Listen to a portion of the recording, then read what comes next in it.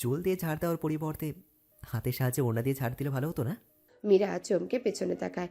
উষান শটান হয়ে দাঁড়িয়ে আছে, হাত দুটো তার পকেটে গুজে তীক্ষ্ণ দৃষ্টি ফেলে মীরার পানে তাকিয়ে আছে। হতভম্ব হয় মীরা। আজ প্রায় 2 সপ্তাহ পর এই লোকের দর্শন, তবে সে এখানে, আর চুল দিয়ে ঝাড়ু। মীরা চট করে দৃষ্টি ফেলে নিজের চুলে, সঙ্গে সঙ্গে চোখ দুটো তার বড়সড় হয়ে যায়। তার লম্বা চুলগুলো বাতাসে উড়ে ফ্লোরে হামাগুড়ি খাচ্ছে। ধুলোবালি লেগে বাজে অবস্থা চুলের। ফ্লোরের সব ময়লা মনে একদম নিজের ভেতর টেনে নিয়েছে চুল। নিজেকে এবার শখানে গালি দেয় মীরা। চুলগুলো হাত খোপা করা উচিত ছিল, এখন সে কি করবে? হাত ভর্তি যে রঙে মাখামাখি। হাত ধুতে নিলেও তো কারো সাহায্য প্রয়োজন। তার সঙ্গী সাথী কিয়ৎ পূর্বেই খেতে গিয়েছে। মীরার দ্বিধায় পড়া চেহারা দেখে উষান কিছুটা আন্দাজ করতে পারল। পাশে পড়ে থাকা মীরার ব্যাগ থেকে পানির বোতল বের করে কড়া গলায় বলল, জলদি আয় এখানে, হাত ধুয়ে নে।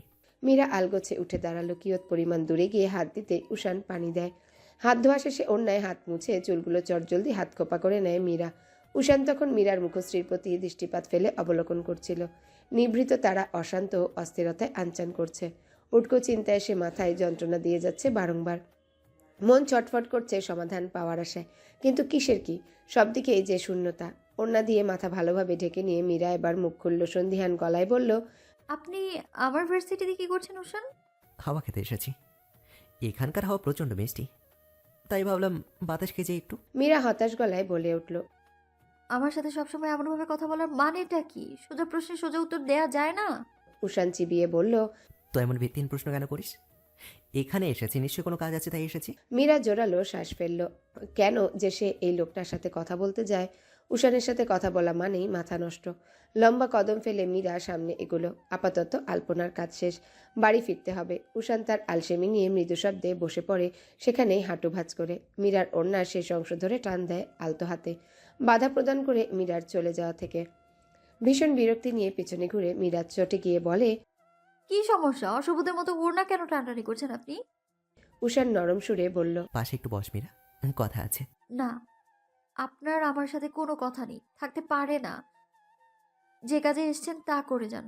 মীরার তেজি কণ্ঠ, রাগে দাঁতে দাঁত লেগে ঘর্ষণ সৃষ্টি করছে। রোদের প্রখরতা থাকতেও কেমন বড় বড় চোখে তাকিয়ে আছে উষানের পানে। উষান ভরকালো না, স্বাভাবিক নম্র সে। ওড়না ছেড়ে দিয়ে কণ্ঠের খাদ নামিয়ে বলল, তোর কি কোনো যমজ বোন ছিল মীরা, যার ভোকাল কর্ডে কালচে ক্ষতের মতন জন্মদাগার চোখের পাশে তিল ছিল? ললাটে সূক্ষ্ম রেখা ফেলল মীরা। উদ্বিগ্নতা কয়েক প্রশ্নমাখা মুখশ্রী নিয়ে বসল উষানের পানে। কণ্ঠ তীক্ষ্ণ করে বলে উঠল, হঠাৎ এসব জানতে চাচ্ছেন কেন বলুন তো? মতলব কি আপনার? হাস্যোজ্জ্বল প্রকৃতির উষান আচানক গুরুগম্ভীর রূপে নিজেকে আবৃত করে নিয়ে বলল, আগে আমার উত্তরটা দে মীরা। হুম, আমার কোনো যমজ বোন নেই। আমরা এক ভাই এক বোন, মায়ান আর আমিই শুধু। তবে উষান নড়ে চড়ে বসে বলল, তবে আমার খালাতো বোন তুলসী। আমি আর ও হুবহু একই রকম দেখতে ছিলাম ছোটবেলায়। ক্লাস 5-এ ওঠার পর আমাদের চেহারা ভিন্নতা এসেছিল। আর আপনি যা বর্ণনা দিলেন ওগুলো তুলসীর মধ্যেই আছে। কাজিন হলেও প্রায় 12 বছর বয়স অবধি আমরা একই রকম দেখতে ছিলাম। কথা শেষে মীরা মাথা তুলে তাকালো। সঙ্গে সঙ্গে চমকে হোক অথবা অবাক হয়ে বা হোক না কেন, তার ওষ্ঠাধরের মাঝে বিশাল এক ব্যবধান সৃষ্টি হলো। উষানকে দেখে সে ঠিক এই মুহূর্তে কি প্রতিক্রিয়া দেখাবে বুঝতে পারছে না। উষানের চাপা গায়ের রঙে মিশে আছে লালচে আভা, রক্তিমতা। মুখশ্রীতে লালচে আভা ক্রমশ বাড়ছে বলে মনে হলো।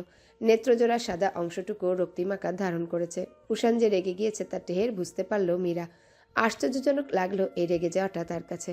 পর্যবেক্ষণ শেষে মীরা বলে উঠল, উষান, আর ইউ ওকে? এমন দেখাচ্ছে কেন আপনাকে? উষান ধাতস্থ করে নিজেকে। আপাদমস্তক সামলে তপ্তশ্বাস ফেলে বলে উঠল, নাথিং সিরিয়াস। খালাতো বোন হওয়া সত্ত্বেও এতটা মিল থাকতে পারি, ব্যাপারটা অদ্ভুত না?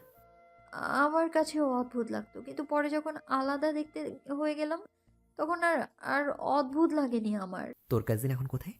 জানি না, বাবা বলতে পারবে।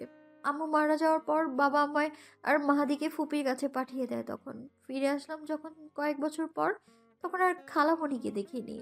আব্বুকে জিজ্ঞেস করলেও উত্তর পাইনি। উষান আশ্চর্য হয়ে বলল, মানে যখন তোর 7-8 বছর বয়স তখন তুই তোর ফুফির কাছে ছিলি? হ্যাঁ। উষান দপ করে নিজের চক্ষু জোড়া বন্ধ করে নিল। সবকিছু এলোমেলো, সবকিছুই।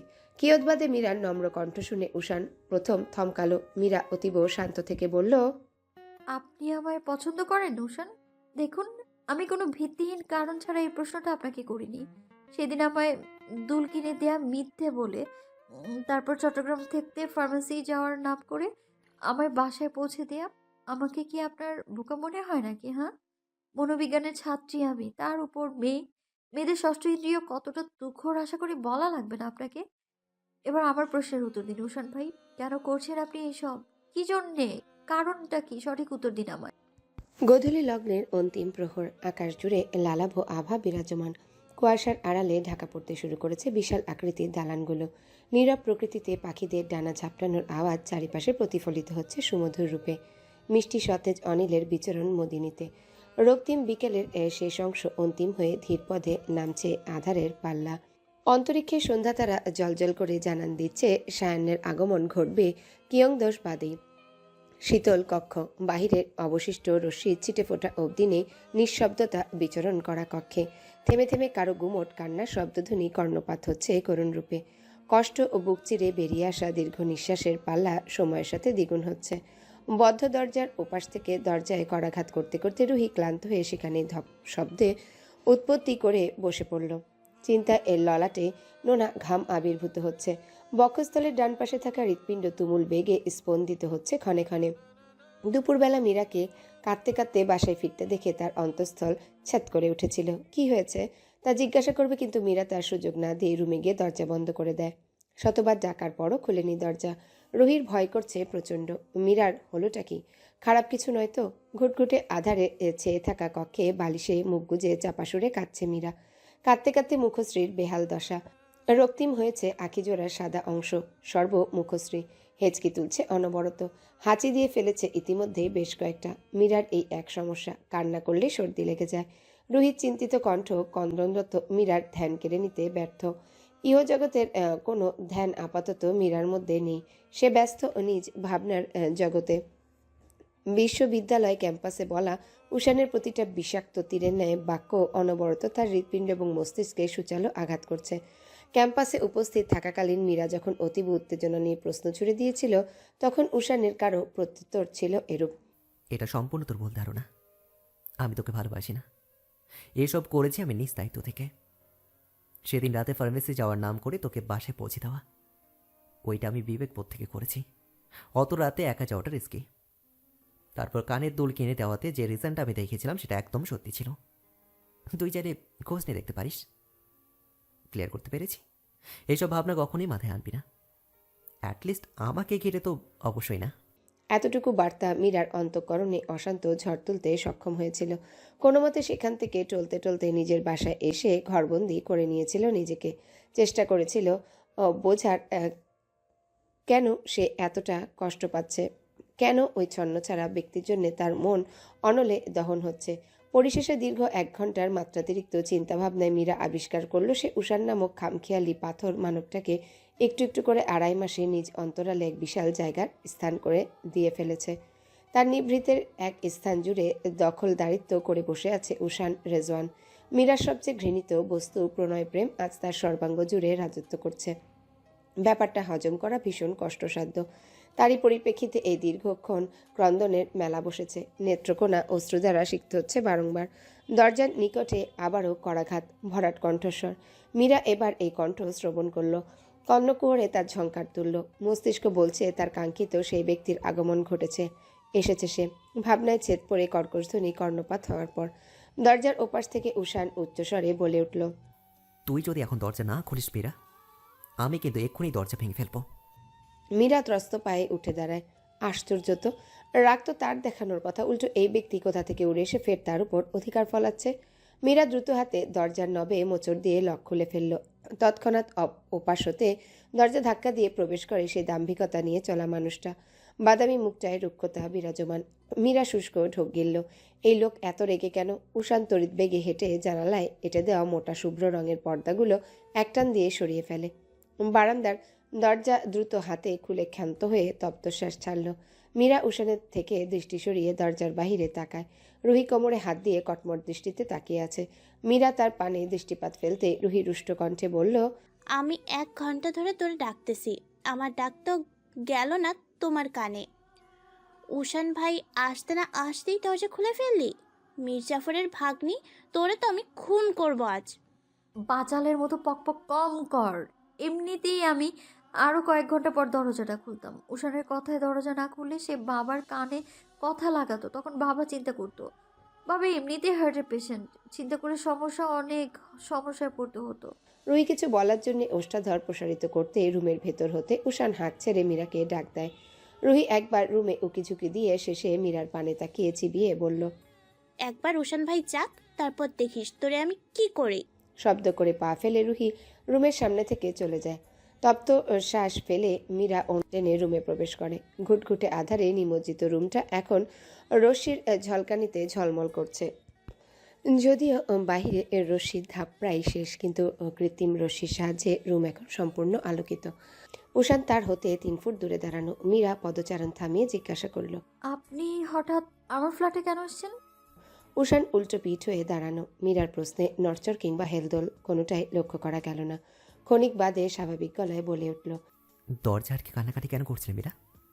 আমার উত্তর শুনে মীরার শির দ্বারায় অদ্ভুত এক স্রোত প্রবাহিত হলো। উষানের কণ্ঠস্বর উদ্ভট ঠেকছে তার নিকট, ভীষণ শীতল কণ্ঠ। আক্ষেপ, ক্ষোভ, রাগ সবকিছু যেন স্বাভাবিক থেকে নম্রভাবে প্রকাশ করছে। নিজেকে সামলে নিয়ে মীরা প্রত্যুত্তর করল, আপনার উত্তর শুনে কি আদৌ আমার কানাকাটি করার কথা? প্রশ্নটা বেখাপ্পা লাগলো না আপনার? প্রশ্ন নয়, তোর উত্তর বেখাপ্পা। তোর চোখ স্পষ্টত সকল প্রশ্নের উত্তর দিচ্ছে আমাকে। তোর চেহারা আমাকে পড়ে দিচ্ছে তোর অন্তরালের অপ্রকাশিত কথা। মীরা ধরা খেয়ে ইতস্তত বোধ করল। তার এই এক বিরাট সমস্যা, কোনো কিছু সঠিক সময়ে গোপন করতে পারে না। মুখ বন্ধ রাখলেও চেহারায় ফুটে ওঠে তার মনো কথা। উষান পিছনে ফিরল এবার। মীরার মুখশ্রীর প্রতি সচেতন চাহনি তার। অশ্রুকণা শুকিয়ে গালে দাগ বসে গিয়েছে। চেহারা বলে দিচ্ছে আসল সত্যিটা।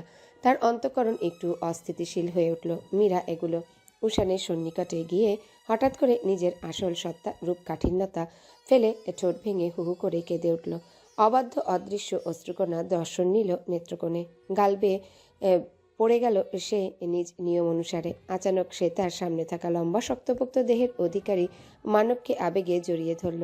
উষানের বুকের কাছে শার্টের অংশটা খামচে ধরল শক্ত করে। নিজ কার্য হাসিলের মাঝে মীরা একটুখানি চমকে উঠল বটে। পাথর মনের মানবটার শরীরটাও দেখি পাথর। পেটানোর শরীর যেন লোহার মতন শক্ত। উষানের কোমর জড়িয়ে ধরে মীরা কান্নামাখা সুরে বলে উঠল, আপনি আমায় ভালোবাসেন না, এই কথাটা শোনার পর আমার এতটা কষ্ট হয়েছে যেন আমি এখনই দম বন্ধ হয়ে মারা যাব। কোনো মতে বাড়ি ফিরে দরজা আটকে বসেছি আমি। হাতে নতুন একটা ব্লেডও নিয়েছিলাম সুসাইড করার আশায়। ট্রাস্ট মি, তখন যে আমার মধ্যে কি চলছিল আই ডোন্ট নো। বারবার মনে হচ্ছিল আপনাকে না পেলে আমি এই মুহূর্তে পাগল হয়ে যাব। এমনটা হওয়ার কারণ বুঝিনি আমি প্রথমে। অনেকক্ষণ চুপচাপ বসে থেকে উপলব্ধি করলাম আপনার মতো অসভ্য বদমাইশ পাথর মানবটাকে আমি ভালোবাসি। মীরা থামল। হেঁচকির তালে কথা বলা বেশ মুশকিল হয়ে পড়েছে। উষান স্তব্ধ চোখে তার বুকে থাকা ক্রন্দনরত রমণীকে দেখছে। এটা কি সেই মীরা যে তাকে ঘৃণা করত, সহ্য করতে পারত না? মীরার হঠাৎ পরিবর্তন উষানের মেনে নিতে কষ্ট হচ্ছে। এটা কি হলো? ক্ষণ বাদে মীরা ছিটকে সরে আসে। মনে করলো এইমাত্র সে কি করেছে, কি বলেছে। সর্বনাশ, এটা কি করলো সে? আবেগের তাড়নায় এই নিষিদ্ধ ভুলটা কি করে করতে পারল? মীরার অস্বস্তি, ইতস্তত অনুভূতি মিশ্রিত মুখশ্রী দেখে উষান বুঝল মীরা তখন নিজের মধ্যে ছিল না। হয়তো নিজের মাঝে চেপে রাখতে চেয়েছিল কথাগুলো। জোরালো শ্বাস ফেলে সে। পরিস্থিতি স্বাভাবিক করতে বলে ওঠে, ছি মীরা, এটা কি করলে তুই? আমার শার্টে নাকের পানি, চোখের পানি সব এক করে মিশে ফেলেছিস। ধর এটা, সকালে আমাকে শার্টটা ধুয়ে বাসে দিয়ে আসবি। উষান তার পরনের শার্ট মীরার সামনেই খুলল। মীরা হকচকিয়ে উঠল তৎক্ষণাৎ। তবে উষান ভিতরে টি শার্ট পরিহিত হল বলে ক্ষান্ত হলো। উষান মীরার হাতে শার্ট ধরিয়ে দিয়ে রুম থেকে বের হতে হতে বলল, নিজের অনুভূতি কন্ট্রোল করতে শেখা তো দরকার। আবেগের দুনিয়া ছেড়ে বাস্তবতা দেখ, সব কিছুর পার্থক্য বুঝতে পারবি। উষান চলে যেতে মীরা বিছানায় বসলো। লোকটা কি বলে গেল? তার কথাগুলো কি ভালো মতো শুনেনি? ভালোবাসার মাঝে আবেগ শব্দটা টানছে কেন? সব চিন্তা ফেলে মীরা তার হাতে থাকা উষানের শার্টটা নিজের নাকের কাছে ধরল। শ্বাস টেনে উপলব্ধি করে প্রিয় পুরুষের গায়ের মিষ্টি পুরুষালী ঘ্রাণ। দরজার ওপাশ হতে সরে যায় উষান। বুক চিরে তার আপনা আপনি বেরিয়ে আসে দীর্ঘ নিঃশ্বাস। এসবের শেষ কবে? কবে সে তার উপর আরোপিত বিশাল দায়িত্বের ইতি টেনে শান্তি স্বস্তির প্রিয়তম প্রহরকে কাছে টানতে পারবে? পুষাপে ব্যস্ত অ্যারিক কোথা থেকে তুলসী উড়ে এসে তার পিঠের উপর বসে পড়ল। মুখ থুবড়ে পড়ে যেতে নিয়েও নিজেকে সামলে পুশ আপ করতে থাকে সে। ঈষৎ বাদে থেমে থেমে বলতে লাগলো। মিস তুষি এত সকালে আমার এখানে? তুলসী ভাবলেশীন গলায় উত্তর দেয়। কেন আসতে পারি না নাকি? আসা নিষেধ? তাহলে চলে যাই। স্টেন্স, এটা কখন বললাম আশা নিষেধ হতে যাবে কেন? তোমার প্রেমিকের বাসা যখন খুশি তখন আসবে। স্টপ। পরে পুশ আপ করো, আমার কিছু কথা আছে। উঠে এসো। তুলসী অ্যারিকের উপর থেকে নেমে ডিভানে গিয়ে বসলো। অ্যারিক উঠে দাঁড়িয়ে তোয়ালে দিয়ে অবশিষ্ট ঘামটুকু মুছতে মুছতে এগোলো তুলসীর নিকট। সন্নিকটে দাঁড়িয়ে কিছু বলবে, তৎক্ষণাৎ মাথার পিছন দিকটায় চাপ অনুভব হলো তার। সঙ্গে সঙ্গে ছিটকে পড়ল সামনে, তারপর অনুভব করলো তার ওষ্ঠাধর এক কোমল অধর জোড়ার মাঝে আস্তে ধীরে বিলীন হয়ে যাচ্ছে। অ্যারিক আশ্চর্য হয়, চরম আশ্চর্য। প্রায় 3 মাস নিজের কর্মস্থলে টানা থেকে আজ বাসায় ফিরেছে উষান। এসেছে তাও ক্ষণিকের জন্যে। তার দায়িত্ব অনেক, নিজের ফ্ল্যাটে থাকতে পারে না কখনো। কয়েক মাস পর পর আসে, এসেই কিয়ৎক্ষণ থেকে চলে যায়। এখানে তার আগমন ঘটে মূলত ব্যক্তিগত কিছু কাজ সম্পন্ন করতে। উষান ক্লান্ত দেহ নিয়ে বাহিরে নাস্তা আনতে গিয়েছে। ইচ্ছে ছিল মীরাকে দিয়ে সকালের খাবার বানিয়ে নিবে, কিন্তু 3 মাস আগে সেই ঘটনা স্মরণ হতেই সেই ইচ্ছেটা মাটি চাপা দিয়েছে। শীতে কাঁপতে কাঁপতে বাহির থেকে খাবার এনে খাওয়ার পর্ব শেষ করে যেই না ঘুমোতে যাবে, তৎক্ষণাৎ নীরবতা ধ্বংস করে শব্দের উৎপত্তি হয় কলিং বেলের মাধ্যমে। উষান দাঁতে দাঁত চেপে বিড়বিড় করে বলে উঠল। For God sake. তীব্র তার পাশে শুয়েছিল। কলিং বেলের শব্দে চট করে আখিজোড়া উন্মুক্ত করে বিশ্রী এক গালি দিয়ে বসলো আগন্তুককে। শেষে উষানের পানে দৃষ্টিপাত ফেলে বলল, এত সকালবেলা তোর বাসায় কে আসছে? তুই যেখানে আমিও সেখানে, কি করে জানবো কে আসে? উষান থমকে বলল। তীব্র উঠে বসে আমতা আমতা করে প্রত্যুত্তর করে। আচ্ছা বুঝলাম, যা দেখ গিয়ে কে আসলো। উষান লম্বা কদম ফেলে দরজার নিকট এগুলো। পেছন হতে তীব্র উকি দিয়ে আছে। দরজা খোলার পর সামনে দাঁড়িয়ে থাকা ব্যক্তিকে দেখে দাঁত দিয়ে জিভ কাটল তীব্র। নিভৃতে নিজেকে কয়েকটা গালি দিয়ে বসলো। পরিশেষে বিড়বিড়িয়ে শুধালো, ছি, ভাবিকে গালি দিয়ে ফেললাম, আল্লাহ মাফ করো, তবা তবা। মীরাকে এত সকালে দেখে উষান ঈষৎ চটে গেল। মেয়েটার সমস্যা কি? আসতে না আসতে বাসায় তার আগমন। উষান ধমকে সুরে বলল, এত সকালে কি চাই? আমাকে ডিস্টার্ব করতে মানা করেছি না? মীরা সূক্ষ্ম দৃষ্টিতে উষানকে দেখছিল। উষানকে আজ প্রায় 3 মাস পর দর্শন করা। মাঝে 3 মাস উষান ফ্ল্যাটে আসেনি। চিন্তা, চোখে দেখা তৃষ্ণায় একাকার হয়ে ঘুম আসেনি মীরার। বারংবার মন একটাই বার্তা দিয়েছে তাকে, উষান কবে ফিরবে। অল্প কয়েকদিনের মধ্যে এই ব্যক্তির উপর কতটা যে দুর্বল হয়েছে ভাবা যায়। উষানের প্রতি তার ভালো লাগা সৃষ্টি বহুদিন যাবৎ। উষানকে দেখলেই তার অন্তঃস্থল শীতল হয়ে যেত। মন অজান্তেই চলত এই প্রক্রিয়া। তারপর আস্তে ধীরে সৃষ্টি হলো ভালো লাগা। ঘৃণা বিরক্তিবোধ করা ব্যক্তিটাকে জায়গা দিয়ে দিল নিজ অন্তর্মহলে। উষানের মুখশ্রী, চাহনি, কথা বলার ধরন, হাঁটাচলা, সুঠাম দেহ দেখে যে কেউই তার প্রতি দুর্বল হতে বাধ্য। মীরা এর একটা দেখেও উষানের প্রেমে পড়েনি। প্রেমে পড়েছে বিশেষ এক মনোভাব দেখে। মীরা? কেঁপে উঠল মীরা উচ্চস্বর শ্রবণ করে। ধাতস্থ হয়ে নিজের হাতে শপিং ব্যাগটা উষানের হাতে তুলে দিয়ে বলল। উষান খপ করে শপিং ব্যাগ হাতে তুলে দরজা বন্ধ করবে, তৎক্ষণাৎ তাকে থামিয়ে দিয়ে মীরা নম্র সুরে বলল, এতদিন কোথায় ছিলেন আপনি? জাহান্নামে। সশব্দে দরজা বন্ধ করে উষান রুমে ফিরে আসে। হাতের ব্যাগ ছুঁড়ে মারে ফ্লোরে। 2 হাত দিয়ে চেপে ধরে মাথার চুল। না, ফ্ল্যাট ছাড়তেই হবে। অতঃপর ঘুমানোর প্রস্তুতি নিতে তীব্র হুট করে বলে উঠল। মেয়েটার সাথে এমন ব্যবহার করিস কেন? উষান কম্বল শরীরের উপর দিয়ে বালিশে মাথায় নিয়ে দীর্ঘ নিঃশ্বাস ফেলল। নীরস কণ্ঠে বলল, যেমন ব্যবহার ওর প্রাপ্য তেমন ব্যবহারই করি। ভালোবাসে তোকে, ফিরিয়ে দিচ্ছিস দে। এমন উগ্র ব্যবহারের কি দরকার? ভালো ব্যবহার করেছিলাম দেখে আসে এই পর্যায়ে। শাসন না করলে আমার পিছু ছাড়বে না। জাস্ট কয়েকজন মেয়ের অপরাধ দেখে পুরো নারী জাতিকে ঘৃণা করতে হবে? হ্যাঁ, এটা কেমন হলো? ভুলে যা পিছনের কথা। মীরা অমন না উষান। প্রথম নারী যাকে আমি মায়ের পর সব থেকে আপন ভাবতাম, সে আমার চোখের সামনে আমার মাকে হত্যা করল। দ্বিতীয় নারী যিনি আমার কাছে সম্মানিত ব্যক্তি ছিলেন, সে আমার মাকে হত্যা করায় সাহায্য করল। তৃতীয় নারী যে আমার সবচেয়ে কাছের বন্ধু ছিল, সে আমায় 1 মাস বিনা অপরাধে জেল খাটালো। চতুর্থ নারী আমার বোন, সে আমাকে হত্যা করার চেষ্টা করল। পঞ্চম নারী, সে তোকে আমার সামনে ক্ষত বিক্ষত করে ধোঁকা দিয়ে চলে গেল। এত কিছুর পরও তুই আমাকে নারী জাতির উপর বিশ্বাস করতে বলছিস তীব্র? তুই পারবি বলতো? তীব্র স্তম্ভিত। না, এই উষানকে বোঝানো তার কাম্য নয়। রাত 10টা ছুঁই ছুঁই। ক্লাস টিউশনি শেষ করতে করতে আজ একটু বেশি লেট হয়ে গেছে মীরার। দ্রুত পদে হাঁটছে সে। পাশ দিয়ে শাসা করে 2-1টা গাড়ি ছুটে যাচ্ছে তাকে পেছনে ফেলে। রিক্সা নিব নিব করেও নেয়নি, ব্যাগে টাকা নেই। টিউশনির টাকা দিয়ে পরশু সে কিছু গুরুত্বপূর্ণ বই কিনেছে। মাসের বাকি আরও 12 দিন, অথচ হাত খালি। বাবার কাছে টাকা চাইতেও লজ্জা লাগে। অন্যমনস্ক হয়ে হাঁটার মাঝে ইটের সাথে পা আটকে মুখ থুবড়ে মাটিতে পড়ে যায় মীরা। থুতনিতে তরল কিছু টের পর পর মাটিতে হাত ভর দিয়ে উঠে বসে সে। তরলের উৎস দেখার প্রয়াসে থুতনি স্পর্শ করে চক্ষু সম্মুখে আনার পর দৃশ্যমান হলো রক্তিম হাত। পায়ের হাঁটু চিলে নীলচে, পোশাক রক্তিম হয়েছে। ব্যথায় দাঁতে দাঁত চেপে চোখ খিচে বন্ধ করে নেয় মীরা। তৎক্ষণাৎ কর্ণকুহরে ভেসে আসে পিছন হতে আগত কঠিন কণ্ঠস্বর। রাস্তার মাঝে এভাবে বসে থেকে নিজেকে ভিক্ষুক প্রমাণিত করতে চাচ্ছিস মীরা? ভিক্ষা করতে নেমেছিস? মীরা ধপ করে আখিজোড়া উন্মুক্ত করে পিছনে তাকায়। উষান বাইকে বসে কিয়ৎক্ষণ মৌন থেকে মীরা চেঁচিয়ে বলে উঠল, একদম উল্টাপাল্টা কথা বলবেন না, পড়ে গিয়েছি আমি।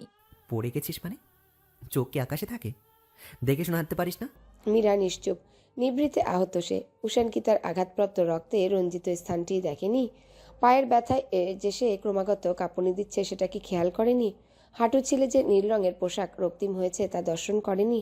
সবকিছু তো সম্মুখে দৃশ্যমান, না দেখার তো কথা না। তার মানে মীরার জন্যে উষানের কি সামান্যতম মায়া অবধি নেই? এতটা পর মীরা উষানের হাতে ভর দিয়ে ওঠার চেষ্টা করে মীরা ভূমি থেকে ব্যর্থ সে ফের। পায়ের ব্যথাটা তুমুল। উষান তীক্ষ্ণ দৃষ্টিতে তাকায়। সে আজ ফিরে যায়নি, কাল যাবে। উষান মীরার মুখশ্রীর দিকটায় দৃষ্টিপাত নিক্ষেপ করতে এই রক্তিম তরল দেখে ভড়কে যায়। পায়ের হাঁটুর কাছের পোশাক অবধি রক্ত। পড়েছে কিভাবে এই মেয়ে যে এতটা আঘাত পেল? মীরা উঠে দাঁড়ানোর চেষ্টা বাদ দিয়ে উষানের মুখশ্রীতে তাকায়। কণ্ঠের খাদ ফেলে বলে, একটু এদিকে আসবেন? কোমল আকুতি, মায়াভরা চাহনি, তিরতির করে কাঁপা ওষ্ঠাধর। উষান ঘর থেকে হোক কিংবা বাস্তবিক নেমে আসলো বাইক থেকে। শান্ত পায়ে মীরার নিকট দাঁড়াতে উষানকে চমকে দিয়ে মীরা দুহাত বাড়িয়ে দিয়ে বলল, কোলে নিন। নিঃসংকোচ আবেদন। উষান বিস্মিতপূর্ণ দৃষ্টি ফেলে। কতটা সংকোচহীন আকুতি আবেদন, যেন উষান কোনো পরপুরুষ নয়, তার অতি নিকট কেউ। অধৈর্যরা প্রসারিত করে উষান রুষ্ট জিজ্ঞাসা করে, মাথা খারাপ তোর? কি বলছিস জানিস? তোর কি লজ্জা নেই? পর পুরুষকে করে নিতে বলছিস? ছি! উষান বিদঘুটে রূপে মুখশ্রী কুচকে নিল। মীরা কিঞ্চিত হেসে অন্যদিকে তাকায়। না, সে ভুল কোনো মানুষকে পছন্দ করেনি। ফের নিজ চেষ্টায় উঠে দাঁড়ানোর পর পড়ে যেতে নিলে উষান তার হাত আঁকড়ে ধরে। মীরার হাত 5 আঙ্গুল দ্বারা চেপে ধরে নিজের বাইকের কাছে এসে হাত ছেড়ে স্বস্তির শ্বাস ফেলে উষান। হেলমেট খুলে মীরার হাতে দিয়ে বাইকে উঠে বসে। তীক্ষ্ণ স্বরে বলে ওঠে, হেলমেট পরে জলদি উঠে পড়। আর 1 মিনিট লেট হলে আমি তোকে এখানে ফেলেই চলে যাব। মীরা ফটাফট উঠে বসল। আজ ইচ্ছা বশতই সে তার এক হাত স্থাপন করল উষানের কাঁধে। উষান মৌন, নীরব, নির্লিপ্ত। কিছু বললে যে মীরা এখন সেই কথা সম্পূর্ণ অগ্রাহ্য করবে তা সম্পর্কে অবগত উষান। আধা ঘন্টার মাঝেই কাঙ্ক্ষিত স্থানে পৌঁছে উষান বাইক থামিয়ে প্রায় হুড়মুড়িয়ে নেমে পড়ল। ভ্রু কুচকে নেয় মীরা। নিজে নেমে গিয়ে সংকোচ দ্বিধা ছাড়া উষানের এক হাত আঁকড়ে ধরে বলল, রুম পর্যন্ত দিয়ে আসুন, অ্যাটলিস্ট মানবতার খাতিরে। বিতৃষ্ণায় ওষ্ঠাধর আকৃতির চয়ের ন্যায় করাত হতেই থেমে যায় উষান। হেলমেট বাইকে রেখে হাঁটা ধরে সামনে। মীরাকে রুম পর্যন্ত দিয়ে এসে তারপর বাইক নির্দিষ্ট স্থানে রাখবে বলে মনস্থির করল। 2 তলা অবধি দাঁতে দাঁত চেপে ব্যথা হজম করে নিজের ফ্ল্যাটের সামনে আসে মীরা। দরজা খুলে রুম অন্ধকার দেখে উষান ভিতর পর্যন্ত এগিয়ে যায়। মীরা আসার পথে দরজা বন্ধ করে দেয়। রুহি নেই।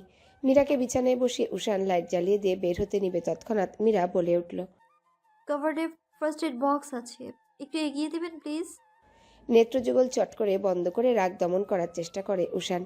মীরাকে তার এই মুহূর্তে তুলে আছাড় দিতে ইচ্ছা করছে। বিনা বাক্যে ফার্স্ট এড বক্স মীরার নিকট এগিয়ে দিতে কলিং বেলের শব্দ কর্ণকুহরে পৌঁছায় দুজনার। উষান রাশভারী গলায় বলল, আমি দেখছি। দরজা খোলার পর সম্মুখে বেশ কয়েকজন ব্যক্তিকে দেখে একটু চমকায় উষান। উপস্থিত ব্যক্তিদের মাঝে প্রবীণ এক ব্যক্তি, যিনি এ বাড়ির মালিক, তিনি উপস্থিত, সাথে কয়েকজন মহিলা এবং পুরুষ। উষান কিছু বলার পূর্বে প্রবীণ লোকটি কর্কশ কণ্ঠে বলল, একই জায়গা থেকে আসছো বলে এতদিন তুমি মীরা কথা বলছো? নিজেদের বাসায় আসা যাওয়া করছো? কিছু বলি নাই। আজ রুহি বাসায় নেই। তোমরা দুজন অবিবাহিত হয়ে এক ঘরে কি করো দরজা আটকে? আসার পথে দেখলাম ভালোই জড়াজড়ি ডলাডলি করে আসতেছ। আজকে তোমাদের দুজনের চারণ না, ওই ধর দুটারে নিয়ে আয় বাহিরে। আজকে উচিত শিক্ষা দিব এই দুজনকে। শান্তিনিবাস ভবনটায় পুরোপুরি নীরব, থমথমে গুমট ভাব বিরাজমান। অ্যাপার্টমেন্টের মালিক জাহেদ হাসান তীক্ষ্ণ দৃষ্টিতে তাকিয়ে আছেন উষানের মুখশ্রীর প্রতি। জায়েদের পাশে আরও দুজন ব্যক্তি দাঁড়ানো, তবে তাদের দৃষ্টি ভূমিতে আবদ্ধ। উষান শান্ত নীরব, যেন কিছুই হয়নি, যা হচ্ছে সব স্বাভাবিক। অপরদিকে মীরার অবস্থা করুণ। অল্পতেই উত্তেজিত হওয়ার স্বভাব আছে তার। ভীতিগ্রস্ত নয়নে চারিপাশে আর চোখে দেখে চলেছে। হঠাৎ মৌনতার ধ্বংস সৃষ্টি করে জায়েদ বলে উঠলেন, উষান, কৈফিয়ত দাও। কি করতেছিলা রুমে দুজনে? আসার সময় এমন ঢলাঢলি জড়াজড়ি করে আসতেছিলা কেন? উষান অদ্ভুত এক দৃষ্টিতে তাকালো জায়েদের পানে। অতঃপর সেই অদ্ভুত দৃষ্টিপাত খেয়াল করে জায়েদ কেঁপে উঠলেন কিঞ্চিত। কেন জানা নেই। উষান শীতল কণ্ঠে বলল, আপনার মতানুসারে আমি আর মীরা আসার সময় ঢলাঢলি করে এসেছি। কে বলল আপনাকে এই কথা? নাকি নিজে চোখে দেখেছেন? আমি দেখি নাই। আফিফা আছে না, ওই দেখেছে। দেখা আমারে কইলো। ফাইন। আফিফা খালা কোথায়? ডাকুন নাকি, কথা আছে তার সাথে। জায়েদের গলা শুকিয়ে আসছে বারংবার। উষানের ব্যবহার স্বাভাবিক ঠেকছে না। তার মধ্যে এত বড় ঘটনায় উষানের বিচলিত হয়ে পড়ার কথা, অথচ এই ছেলেকে দেখো কতটা শান্ত গলায় কথা বলছে। জায়েদ আফিফাকে হাঁক ছেড়ে ডাক দেন। আফিফাই 10 তলা বিশিষ্ট ভবনের প্রত্যেকটা ফ্ল্যাটে কাজ করেন। ক্ষণিকের মধ্যে উপস্থিত হলেন আফিফা। তার পান খাওয়া ওষ্ঠদ্বয় শুষ্ক, নেত্রের উপরিস্থ চামড়া কেমন তিরতির করে কাঁপছে, মুখশ্রীতে লেপ্টে আছে আতঙ্ক। সেকেন্ডের মাঝে আফিফার মুখশ্রী সূক্ষ্ম দৃষ্টিতে পর্যবেক্ষণ করে নিল উষান। পূর্বের থেকে অতীব শান্ত কণ্ঠে বলে ওঠে, আপনি নাকি আমাকে আর মীরাকে রাস্তায় ঢলাঢলি করে আসতে দেখেছেন? আফিফা মাথা তুলে দৃঢ় ভাব নিয়ে বললেন, দেখছি লজ্জা নেই তোমার কতজনের। সি এতজন শখ বিয়া কইরা রুমে নিয়ে যাও, খুশি করো। বাইরে কি চক্ষু লজ্জা দেখাইছো? উষান তেরছা হাসল। নেত্রজোড়া তার এখন অবধি অচঞ্চল।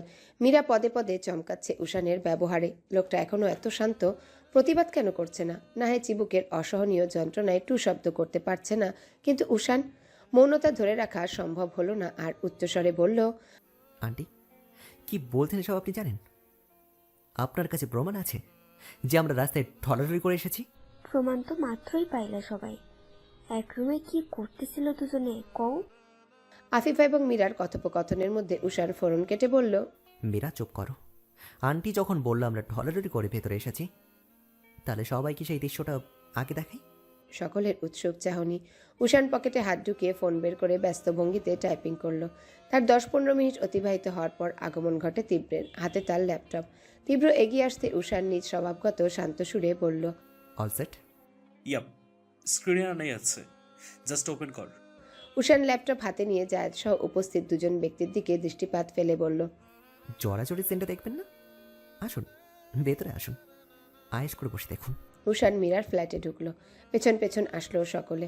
পড়ার টেবিলের উপর ল্যাপটপ রেখে তাতে ভিডিও ফুটেজটা ওপেন করে সামনের দিকে ঘুরিয়ে দিল, যাতে সকলে দেখতে পায়। ল্যাপটপ স্ক্রিনে স্পষ্টত দেখা যাচ্ছে মীরার হাত কতটা আলগা করে ধরেছে উষান। তাদের মাঝে দূরত্ব প্রায় অনেকখানি। ফ্ল্যাটের সামনে এসে দরজা খুলে ভেতরে প্রবেশ করে দুজন। এতটুকু দৃশ্য শেষে উষান পজ করে দেয় ভিডিও। বক্ষস্থলের মাঝে দুহাত ভাঁজ করে নিয়ে আয়েশি ভঙ্গিমায় দাঁড়ায়। পরিশেষে ভ্রু নাচিয়ে জিজ্ঞাসা করল, তো আমরা জড়াজড়ি করে আসলাম তাই না আন্টি? সিসিটিভি ফুটেজে এটা ছিল? জায়েদ হাসান চটে গেলেন তৎক্ষণাৎ। ক্ষুব্ধ নেত্রে আফিফার পানে চাহনি নিক্ষেপ করে বললেন, আফিফা, এসব কি মিথ্যা কথা কইলা কেন? ওনার প্রতি ক্ষুব্ধ হওয়ার পূর্বে সর্বপ্রথম নিজের দোষটা দেখা উচিত ছিল আঙ্কেল। সব কিছু সম্পর্কে খোঁজ নিয়ে তো আসা উচিত ছিল, তাই না? আপনার বাড়ি নিশ্চয়ই জানতেন গ্রাউন্ড ফ্লোরের সিসি ক্যামেরা ছিল। কাচুমাচু করে তাকালেন জায়েদ। লজ্জায় নতজানু হলেন। কণ্ঠের খাদ নামিয়ে অনুতপ্ত হয়ে বললেন, আমায় মাফ করে দাও বাবা। এই আফিফা আমার এমনি বাজেভাবে কইছিল, আমার মাথা ঠিক ছিল না। রাগে বোধ বুদ্ধি ফেলাইয়া আইসা পড়ছি। রুমে গিয়ে কী করেছি তার বিশদ বর্ণনা তো মীরার থেকেই পেলেন, নাকি ওর কথা বিশ্বাস হয়নি? প্রমাণ চাই? আমার কাছে তারও প্রমাণ আছে। জায়েদ ব্যতিব্যস্ত হয়ে বললেন, না না বাবা, মাফ করো। এই আফিফা, এই মিথ্যা কথা কেন কইলি ক? আমি বলছি আঙ্কেল, আফিফা আন্টির ছেলেকে মীরা একদিন রাস্তায় থাপ্পড় মেরেছিল, অনেক অপমান করেছিল। আন্টির ছেলে মেয়েদের রাস্তায় বিরক্ত করতো, তাই মীরা থাপ্পড় মেরে হুমকি দিয়েছিল। সেদিন পুলিশ এসে জেলেও নিয়ে গেছিল তার ছেলেকে। যতদূর বুঝতে পারলাম, ছেলের অপমানিত হওয়া এবং জেলে যাওয়া নিয়ে আন্টি ক্ষুব্ধ। তারই হয়তো শোধ তুলেন, মাঝে আমাকে ফাঁসালেন। আফিফা ন্যাকাশরে কেঁদে উঠলেন। সাই জানান উষানের কথায়। অনুনয়ে সুরে বললেন, আমি আমার পোলাডারে অনেক ভালোবাসি। পুলিশ ওরে ধইয়া নিয়ে অনেক মারছিল। পোলাডা আমার জ্বর অনেকদিন বিছানা থেকে উঠিবার পারি নাই। তারপর থেকেই মীরার উপর রাগ উঠলো আমার, তাই সুযোগ বুঝা এমনটা করছি। মাফ করে দাও বাবা। উষান জোরালো শ্বাস ফেলল, বক্র চোখে তাকালো একবার মীরার মুখশ্রীতে। ব্যথায় আটসাট হয়ে কোনো রকম দাঁড়িয়ে আছে। উষান কঠিন গলায় বলল, এমনটা না করে নিজের ছেলের দোষটা আগে দেখতে পারতেন আন্টি। সম্পূর্ণ দোষ কিন্তু এখানে আপনার ছেলের। ছেলেকে মানুষ করুন। আজ আপনার ছেলে যে মেয়েদেরকে ডিস্টার্ব করে, সেই মেয়েদের মধ্যে যদি আপনার মেয়ে থাকতো, তাকে যদি অন্য কেউ জ্বালাতো, তখন কি সেই ছেলের করা কুকর্মে আপনি চুপ থাকতেন? সবাইকে নিজের আপনজন ভাবুন, কাজ করতে সহজ হবে। ঘটনার সমাপ্তি ঘোষণা হলো কিয়ৎক্ষণ বাদে। পরিবেশ আগের মতো হয়ে উঠল প্রাণবন্ত। সকলে ক্ষমা চেয়ে কোনো রকম কেটে পড়ল। উষান আর এই ব্যাপারে মাথা ঘামালো না, দৃষ্টিপাত ফেলে এবার মীরার প্রতি। তীব্রকে নিজের রুমে যেতে বলে মীরার হাতে ফার্স্ট এড বক্স তুলে দিয়ে রুম থেকে বেরিয়ে যেতে যেতে বলে, ড্রেসিং করে নে, নয়তো ইনফেকশন হতে পারে। মীরা তপ্তশ্বাস ছাড়ে। দরজা লাগিয়ে এসে বসে বিছানায়। একটা ছোট ঘটনায় কি থেকে কি হয়ে গেল। সমাজের মানুষ এমন অদ্ভুতুরে কেন? ঘটনার 18 দিন পর সবকিছু আগের মতোই চলছে স্বাভাবিক রূপে। সেদিনের ঘটনা যেন মাথায় নেই কারোরই। উষানের ভীষণ ব্যস্ত সময় কাটছে। মীরার দিনাতিপাত হচ্ছে নিজের পড়াশোনা নিয়ে। আজ বাসায় ফিরেছে উষান। দোতলায় এসে পা জোড়া থেমে গেল আপনা আপনি। প্রতিবার যখন সে ফ্ল্যাটে ফিরে বহুদিন পর পর, তখন মীরা লুকিয়ে দরজা ফাঁক করে তাকে দেখে। উষান যতক্ষণ অবধি উপরে উঠে চলে না যায়, ততক্ষণ অবধি মীরা দরজা কিঞ্চিত উন্মুক্ত করে উকি দিয়ে তাকিয়ে থাকে। উষান ব্যাপারটা খেয়াল করেনি প্রথমত, অতঃপর একসময় এই জিনিসটা উপলব্ধি করেছে। উষান নির্লিপ্ত নিশ্চুপ ছিল এই ব্যাপারে, কিন্তু আজ কেন যেন মীরাকে কিছু বলতে ইচ্ছা করছে। সদর দরজার সামনে দাঁড়িয়ে উষান ভরাট কণ্ঠে বলে উঠল, বাইরে আয় মীরা, আমি জানি তুই আমাকে চোরের মতো করে প্রায় সময় এমন করে দেখিস। দরজার ওপাশ থেকে মীরা হকচকিয়ে উঠল, হতবম্ব সে। লোকটা বুঝলো কি করে? আশ্চর্য তো। মীরা একবার ভাবলো যাবে না উষানের সামনে, কিন্তু মন সায় দিল না তার ভাবনায়। পরবর্তীতে ত্রস্ত পায়ে সে ফ্ল্যাট থেকে বের হলো। পিছনে বসে থাকা রুহি এই দৃশ্য দেখে হতাশ চোখে মীরার যাওয়া দেখল। মীরা বেরিয়ে আসে, তবে উষানের মুখশ্রীর প্রতি ভুলেও তাকায় না। লোকটার চাহনি মারাত্মক, শ্বাস রুখে দেয়। উষান মীরাকে আপাদমস্তক দর্শন করে বলল, হ্যালো বন্ধুরা, পরবর্তী পার্ট খুব তাড়াতাড়ি আসবে, তো সবাই অপেক্ষায় থাকো।